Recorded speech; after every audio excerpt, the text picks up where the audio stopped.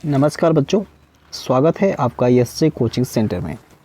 बच्चों, श्रेष्ठा एग्ज़ाम की जो बच्चे तैयारी कर रहे हैं प्रवेश परीक्षा क्लास 9th के लिए, उनके लिए ये वीडियो बेहद ही महत्वपूर्ण है बच्चों। ठीक है, क्योंकि बच्चों इस वीडियो में मैं मैथ के क्वेश्चन कराऊंगा और मैथ के आप लोग का 30 क्वेश्चन आता है बच्चों।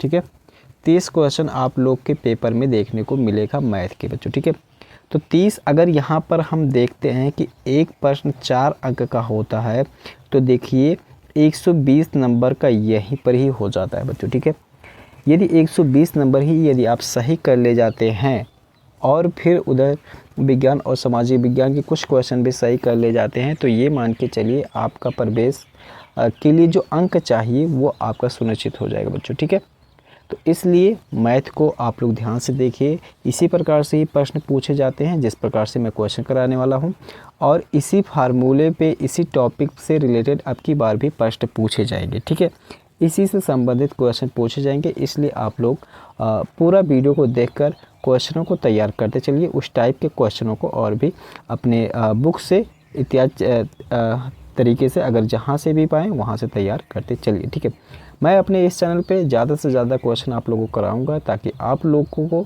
ज़्यादा से ज़्यादा तैयारी हो सके। इसलिए जो बच्चे चैनल पे नए हैं वो चैनल को सब्सक्राइब कर लें, और वीडियो अच्छा लगे तो वीडियो को लाइक भी कर दिया करें और भी बच्चों को बताया भी करें। ठीक है, चलें देर ना करते हुए आज का ये क्लास देखते हैं। देखें यहाँ पर 20 नंबर में फर्स्ट क्वेश्चन मैं यहाँ पर लिया हूँ। लिख रहा है कि 63 a की घात पे 4 b power 3 c power 6 divide by 7 a square b square c cube है ना। तो इसको सॉल्व करना है। ठीक है, तो देखिए ऐसा प्रश्न तो मुझे जहाँ तक विश्वास है कि कक्षा 6-7 में ही बच्चों को बताया जाता है। ठीक है, तो इसको आसानी से हर एक बच्चा कर ले जाएगा। फिर भी किसी बच्चे को डाउट है तो इसको देख सकता है यहाँ पर। ठीक है, a 4 है, b पावर 3, उसके बाद c पावर 6 है, इस तरीके से। ठीक है, और इसके बाद फिर यहाँ पर दिया गया है 7 a पावर 2 और v पावर 2 और c पावर 3। ठीक है, तो देखो जब इसको काटेंगे हम लोग, ठीक है, तो देखो 7 9 63 ना बच्चों। ठीक है, यहाँ पर 9 आ जाएगा। उसके बाद a स्क्वायर मतलब a पावर 2 कट जाएगा, तो यहाँ पर क्या बचेगा, a पावर 2 खाली बचेगा ना, क्योंकि ये के घात पे यहाँ पर 4 था। b स्क्वायर कट जाएगा, यहाँ पर केवल b बचेगा। और यहाँ देखिए c क्यूब और c पावर 3 कट जाएगा, मतलब c पावर 3 खाली बचेगा यहाँ पर। ठीक है, तो इस तरीके से अगर हम देखें तो इसमें बच क्या रहा है, इसमें इतनी चीज़ें बच रही हैं। ठीक है, इतनी चीज़ें 9a square b c cube. ठीक है, तो मैं यहाँ पर देखता हूँ कौन सा ऑप्शन दिख रहा है, 9a square b c cube. तो देख सकते हैं आप, ये तीसरा ऑप्शन यहाँ पर सही दिख रहा है। ठीक है, इस प्रकार से आप इसको लगाएंगे। ठीक है, आप अपना कॉपी कलम लेके ज़रूर बैठे जब मैथ का क्लास हो रहा है। ठीक है, तो क्या करें कि सबसे पहले प्रश्नों को खुद लगाएं, उसके बाद इस वीडियो को देख करके विकल्प को सही कर लें। ठीक है, चलिए अगला प्रश्न देखते हैं। अगला प्रश्न यहाँ पर कह रहा है कि 21 है, गिवन बिलो आर 2 स्टेटमेंट। तो दो यहाँ पर कथन दिया गया है, क्या दिया गया है इसको समझते हैं। इंग्लिश वाले बच्चे इंग्लिश को देख के रोक के समझ लेंगे। ठीक है, चलिए यहाँ देखें, नीचे दो कथन दिए गए हैं, एक कथन ए के रूप में लिखे थे तथा दूसरा उसके कारण के रूप में। ठीक है, तो यहाँ पर देखिए ये चीज़ें यहाँ पर दिया गया है, 2/3 माइनस ब्रैकेट है minus 4/5 minus 1/2 does not equal to 2/3 minus फिर ब्रैकेट यहाँ पर लगाएगा माइनस 4/5, इस तरीके से यहाँ पर दिया गया है। ठीक है, तो देखो ऐसा ब्रैकेट या ऐसे 3 परिमेय संख्या दी गई हैं और उसको क्या किया गया है, अगर यहाँ से आप लोग ध्यान दे पा रहे होंगे। ठीक है, देखिए ये यहाँ से यहाँ बड़ा ब्रैकेट लगाया गया है, फिर क्या किया गया है, इन दो परिमेय संख्याओं को लेके ये यहाँ पर बड़ा ब्रैकेट लगाया गया है। तो ऐसा कब किया जाता है, ऐसा साहचर्य नियम में किया जाता है। ठीक है बच्चों, साहचर्य नियम में किया जाता है ऐसा। ठीक है, तो ऐसा जो होता है जब 3 परिमेय संख्या इस तरीके से होती है, तो यहाँ पर ये कह रहा है कि ये जो घटाना है, ठीक है, परिमेय संख्याओं का जो घटाना है वो साहचर्य नियम का पालन नहीं करता है। तो देखो यहाँ डज नॉट इक्वल टू बीच में लगाया गया होगा ना, तो ये चीज़ें यहाँ पर ये कथन सही है इस तरीके से अगर देखेंगे। ठीक है, इसको आप सॉल्व करते करते चले जाएंगे तो ये दोनों बराबर नहीं आएगा, इसका मतलब ये कथन सही है। ठीक है, अगर जिस बच्चे को किसी प्रकार से डाउट हो तो ये पूरा सॉल्व करके से देख लेगा, दोनों तरफ सही बराबर नहीं आएगा। ठीक है, तो ये चीज़ें हो जाएगा। इसके कारण दिया गया है व्यवकलन में साहचर्य नहीं है। ठीक है, व्यवकलन का मतलब होता है सब्ट्रैक्शन, मतलब घटाने में साहचर्य नहीं है। तो ये चीज़ें भी यहाँ पर सही है। ठीक है, मतलब व्यवकलन में साहचर्य नियम नहीं होता है। ठीक है, तो ये दोनों कथन सही है। लेकिन यहाँ पर क्या हो रहा है कि ये जो ये सवाल अलग है और ये जो दिया गया है वो एकदम अलग है। ठीक है, मतलब इन दोनों से कोई संबंध नहीं है। तो इस प्रकार से हम कह सकते हैं कि ए और आर दोनों सही है, लेकिन आर ए की सही व्याख्या नहीं है, ऐसा कह सकते हैं। ठीक है, तो ये चीज़ें यहाँ पर सही हो जाएगा। ठीक है, चलो दूसरा नंबर, अगला प्रश्न देखते हैं बच्चों। अगला प्रश्न कह रहा है कि आकृति देखकर 3,2 के लिए उपयुक्त घोतक चुनिए, घोतक अक्षर चुनिए। ठीक है, तो देखो यहाँ पर बिंदु 3,2 दिया गया है ना, बिंदु 3,2। तो बच्चों अगर यहाँ पर देखें तो ये भुज हो जाता है, ये कोटि हो जाता है ना बच्चों। ठीक है, ये भुज हो जाता है, ये कोटि, और जो भुज होता है उसको हम क्या करते हैं, उसको एक्स अक्ष पे देखते हैं। तो ये 3,2 है, 3,2 है। ठीक है, तो एक्स अक्ष से 3 दूरी देखते हैं, तो ये 3 दूरी यहाँ पर आ रहा है। ठीक है, उसके बाद वाई अक्ष पे हम 2 दूरी देखेंगे तो यहाँ पर आ रहा है। तो अगर इन दोनों को हम लोग मिलाने जाएं, ठीक है, इन दोनों को अगर मिलाने तो ये कहाँ पर मिल रहा है, ये बी पे मिलता हुआ दिखाई देगा। ठीक है, तो बी क्या हो जाएगा, 3,2 को प्रदर्शित कर रहा है। ठीक है, तो इसका मतलब यहाँ पर ऑप्शन जो हो जाएगा वो दूसरा ऑप्शन सही हो जाएगा। ठीक है, उम्मीद करता हूँ बच्चों आप लोग को मैथ बहुत आसानी से समझ में आ रहा होगा। ठीक है बच्चों, चलें अगला देखिए। यहाँ पर कह रहा है कि वर्ग अंतराल में ऊपरी वर्ग सीमा और निम्न वर्ग सीमा का अंतर क्या कहलाता है। तो ऊपरी वर्ग सीमा और निम्न वर्ग सीमा का अंतराल जो कहलाता है वो क्लास साइज कहलाता है। ठीक है, क्लास साइज, या हिंदी में कह सकते हैं तो वर्ग अंतराल का माप कहलाता है। ठीक है, तो इस प्रश्न को आप लोग याद कर लेंगे, ऐसा थ्योरी से भी रिलेटेड प्रश्न आप लोग के एग्ज़ाम में आ जाता है। ठीक है, तो इसलिए आप लोग अगर स्कूल में पढ़ें या कहीं भी पढ़ें, ठीक है, तो कॉन्सेप्ट क्लियर करके ही पढ़ें। ठीक है, कि इसका कॉन्सेप्ट, किसका मतलब क्या हो रहा है। ऐसा नहीं कि वो फार्मूला रटे और उस पर सवाल लगाए। ठीक है, ऐसा करेंगे तो आप लोग आगे चल के बजेंगे। ठीक है बच्चों, तो चलिए यहाँ पर अगला प्रश्न है 24 में। ठीक है, देखो कह रहा है कि ये देखो रूट में दिया गया 256 ना, प्लस अंडर रूट दिया गया 2.56। यहाँ पर फिर बटे में दिया गया है 0.64 गुणे अंडर रूट में 100 दिया गया ना बच्चों। यहाँ पर ध्यान देंगे बच्चों, देखो 256 किसका होता है। ठीक है, 256 अगर देखें तो 256 का वर्गमूल होता है बच्चों 16 होता है। ठीक है, 256 का वर्गमूल कितना होता है बच्चों, 16 होता है। यहाँ 2.56 का वर्गमूल हो जाएगा बच्चों, अगर हम लोग इसको देखना चाहें तो 1.6 हो जाएगा। ठीक है, 1.6। इसको देखो 0.64 अंडर रूट में गुणा लगाएगा, अंडर रूट 100 दिया गया ना, तो इन दोनों का गुणा कर सकते हैं बच्चों। ऐसे एक बार लिख सकते हैं, ऐसे 0.64 और गुणे क्या कर सकते हैं, 100 कर सकते हैं रूट में। तो ये गुणा होकर कितना हो जाएगा बच्चों, 64 हो जाएगा। तो ये खाली कितना हो जाएगा, रूट 64। और रूट 64 का अगर वर्गमूल हम लोग निकालने जाएंगे, ठीक है, तो ये कितना हो जाएगा, 8 हो जाएगा। ठीक है, अब देखो 16 प्लस 1.6, अगर इसको दो जोड़े तो 17.6 बटे 8 हो जाएगा ना बच्चों। और 17.6 बटे 8 को अगर हम लोग भाग करने जाएं तो देखिए कितना हो जाएगा। इसको देखो काटते हैं, मैं इसी पे ही काट के आप लोग को दिखाता हूँ। ठीक है, देखो 8 एक 8 हो जाएगा, 8 दूना 16 दशमलव लगेगा यहाँ पर बच्चों, फिर 8 दूना 16 हो जाएगा, मतलब 2.2 आ जाएगा नहीं। ठीक है, तो यहाँ पर देख सकते हैं कौन सा ऑप्शन सही दिख रहा है, ये सही हो जाएगा, 2.2 सही हो जाएगा। ठीक है, तो बच्चों इस तरीके से ये आसानी से लगना था। अगला प्रश्न देखते हैं। अगला प्रश्न देखिए 25 में दिया गया है। इस प्रकार से अभी हमने कहा ना कि थ्योरी से भी रिलेटेड यहाँ पर प्रश्न पूछ लिया जाता है। ठीक है, तो यहाँ पर देखिए क्या दिया हुआ, इसको इंग्लिश वाले बच्चे इंग्लिश में देख के समझ सकते हैं, मैं हिंदी में बता रहा हूँ। ठीक है, देखिए निम्न में से सत्य कथन छांटिए। ठीक है, देखो इसमें दिया गया है वर्ग के विकर्ण बराबर होते हैं। ठीक है, तो वर्ग जो होता है बच्चों, ठीक है, वर्ग जिसके सभी चारों भुजाएं बराबर होती हैं, तो इसके जो विकर्ण होते हैं वो भी आपस में बराबर होते हैं। ठीक है, अगर यहाँ पर नाम लिखना चाहूँ तो ए बी सी डी। ठीक है, तो ये ए सी बराबर होगा किसके बराबर होगा बच्चों, बी ए सी बराबर होगा बी डी के। ठीक है, एक चीज़ और यहीं पर ही समझ लीजिएगा कि इसके विकर्ण तो बराबर होते होते हैं, ये एक दूसरे को 90 अंश पे काटते हैं अर्थात लंब होते हैं, एक दूसरे के क्या होते हैं, लंब होते हैं यहाँ पर बच्चों। ठीक है, ये भी यहाँ पर ध्यान रखना, क्योंकि हो सकता है अब की बार ऐसा यहाँ पर कह दें कि विकर्ण वर्ग के विकर्ण बराबर होते हैं, ये पूछा गया है।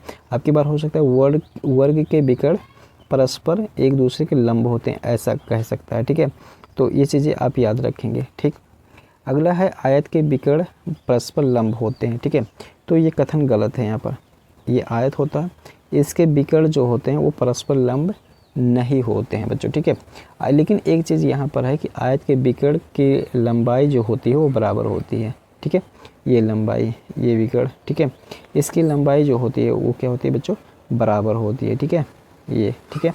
अच्छा, विकर्ण, एक चीज़ और यहाँ पर समझ जाइए कि जो विकर्ण होते हैं वो एक दूसरे को समद्विभाजित करते हैं। मतलब जैसे अगर A B C D O मैं नाम यहाँ रखना चाहूँ ना, तो ये क्या हो जाएगा, ए ओ बराबर क्या हो जाएगा, ओ सी हो जाएगा।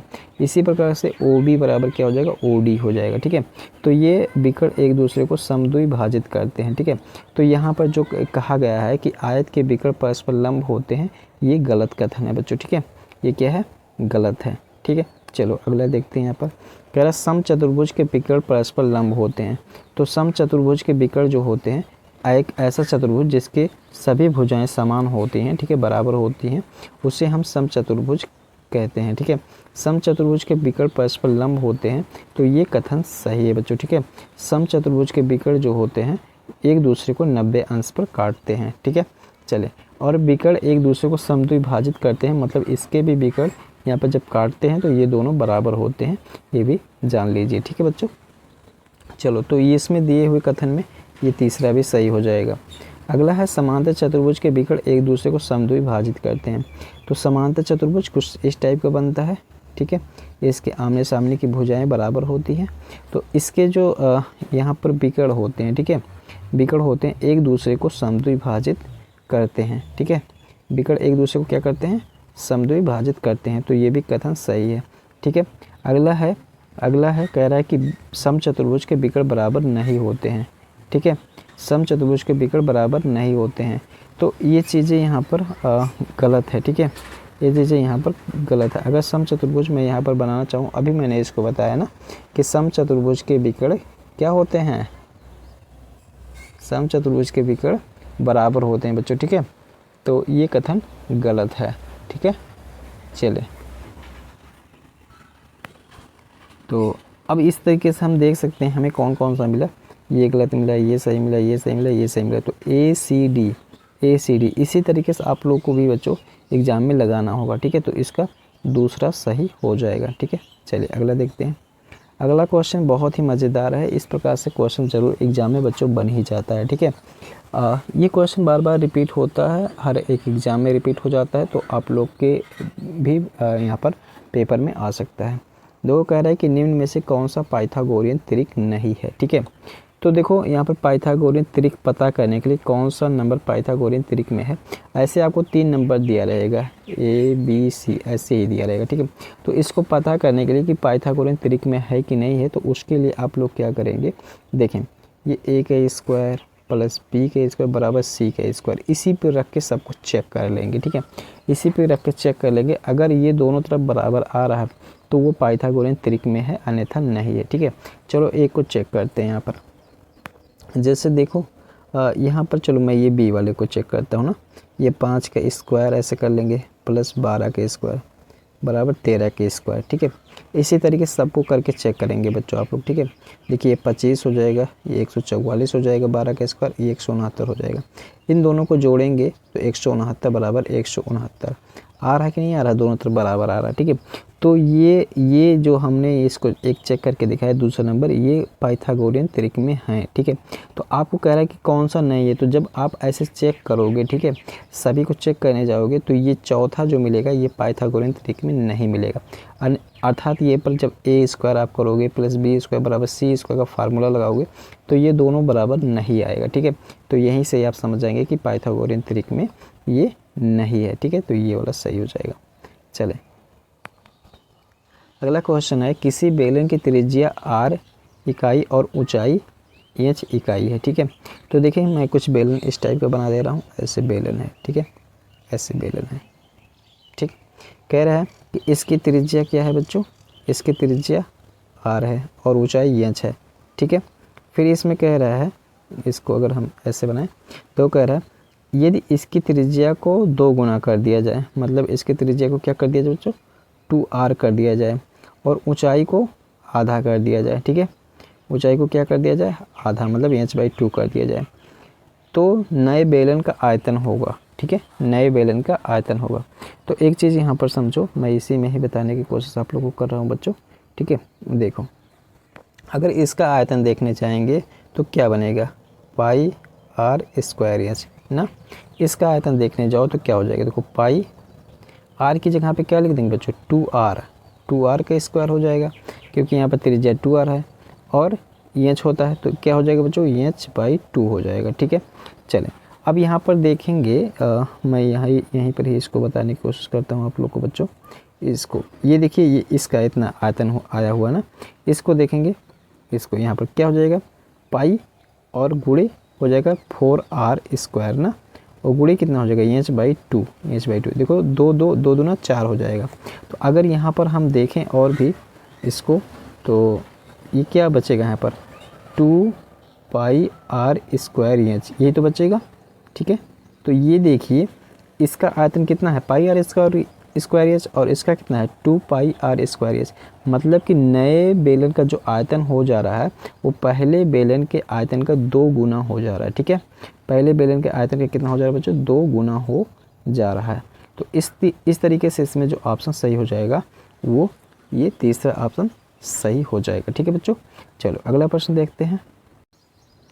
अगला प्रश्न कह रहा है इसमें 28 में कह रहा है कि आयत का क्षेत्रफल जिसकी लंबाई और चौड़ाई क्रमशः 5x - 4 और x+2 है, क्या होगा, ठीक है। तो जिन बच्चों को मैथ फेवरेट सब्जेक्ट है, अगर उनको ये मिलेगा तो बेहद ही मज़ा उनको आएगा लगाने में, ठीक है। चलें 5x - 4 ऐसे है और x+2, देखो ये क्या हुआ था, यहाँ पर पूछ रहा था आयत का क्षेत्रफल। तो आयत का जब क्षेत्रफल हम लोग निकालेंगे, एरिया ऑफ रेक्टेंगल, ठीक है, एरिया ऑफ रेक्टेंगल ऐसे, तो इसका होता है लंबाई गुणे चौड़ाई होता है। तो यहाँ पर लंबाई कितना दिया हुआ था, लंबाई इतना दिया था, चौड़ाई इतना दिया हुआ था ना, ठीक है।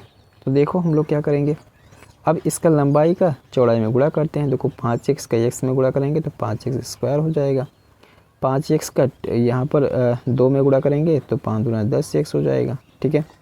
यहाँ पर हो जाएगा -4x और यहाँ हो जाएगा -8 हो जाएगा, ठीक है। चलो इसको देखो फिर, तो देखो कितना हो जाएगा, 5x स्क्वायर और प्लस 6x हो जाएगा और यहाँ हो जाएगा -8 होगा, ठीक है। तो इसमें देखते हैं कि कौन सा ऑप्शन सही है, 5x स्क्वायर प्लस 6x -8, ठीक है। तो 5x स्क्वायर प्लस 6x -8, तो ये चौथा ऑप्शन देखिए बच्चों सही दिख रहा है, ठीक है, चौथा ऑप्शन सही दिख रहा है, ठीक है। चलो अगला क्वेश्चन देखिए, बहुत ही मज़ेदार है यहाँ पर, ठीक है, फार्मूले पे बेस है, जिस बच्चे ने इसको प्रैक्टिस किया होगा उसको खटाक से कर लेगा, ठीक है। देखो यहाँ पर कैसा है, यहाँ पर ठीक है, तो 81x स्क्वायर, इसको हम लिख सकते हैं 9x स्क्वायर, ठीक है, माइनस ये कितना हो जाएगा, 7 का स्क्वायर हो जाएगा। अब आपको फार्मूला याद होगा, ए स्क्वायर माइनस बी स्क्वायर बराबर क्या होता है, एक कोष्टक में a प्लस बी और एक ब्रैकेट में a माइनस बी, ऐसा होता है ना, ठीक है। तो इसी पे ये फार्मूला लगाएंगे तो देखो क्या लग जाएगा, इसमें हो जाएगा 9x + 7 और 9x - 7 हो जाएगा, ऐसा ना। तो यहाँ पर देखिए, यहाँ पर अगर आप ध्यान दे पा रहे होंगे ये वाला कौन सा ऑप्शन है, 9x + 7 9x - 7, ठीक है। तो आप लोग देख पा रहे होंगे कि ये तीसरा वाला ऑप्शन यहाँ पर सही दिख रहा है, ठीक है। चलो इस प्रकार से प्रश्न रहते हैं। अगला देखिए, बहुत ही कॉन्सेप्चुअल है। अगर इसको बच्चे ध्यान से पढ़े होंगे इस टॉपिक को, तभी ही इसको समझ पाएंगे। देखो कह रहा है कि सभी वर्ग संख्याओं का अंतिम अंक इकाई 0, 1, 4, 5, 6 या 9 होता है। ठीक है, तो इसको चलिए चेक करते हैं।